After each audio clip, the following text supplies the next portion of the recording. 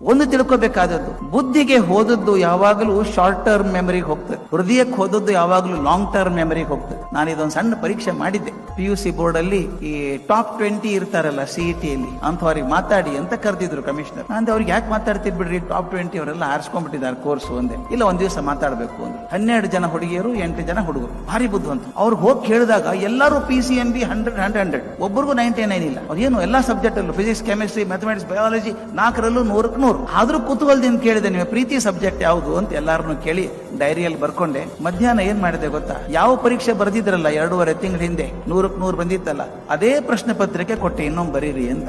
ನಿಮ್ಗೆ ಆಶ್ಚರ್ಯ ಆಗತ್ತೆ, ಯಾರಿಗೂ 55 ಮೇಲೆ ಬರ್ಲಿಲ್ಲ. ನಾನ್ ಕೇಳಿದೆ, ಅಲ್ರೋ 100ಕ್ಕೆ 100 ಬಂದಿತ್ತಲ್ಲೋ 2 ತಿಂಗಳಿಂದ, ಏನಾಯ್ತು 100ಕ್ಕೆ 100 ಬಂದಿತ್ತಲ್ಲ ಅಂದೆ. ಅಯ್ಯೋ 2 ತಿಂಗಳಾಯ್ತಲ್ಲ ಸರ್, ಮರ್ತೋಯ್ತು ಅಂದ್ರು. ನಾನ್ ಕೇಳಿದೆ, ಯಾವ್ದಾರ ಸಿನಿಮಾ ನೋಡಿದ್ರ ಅಂತ.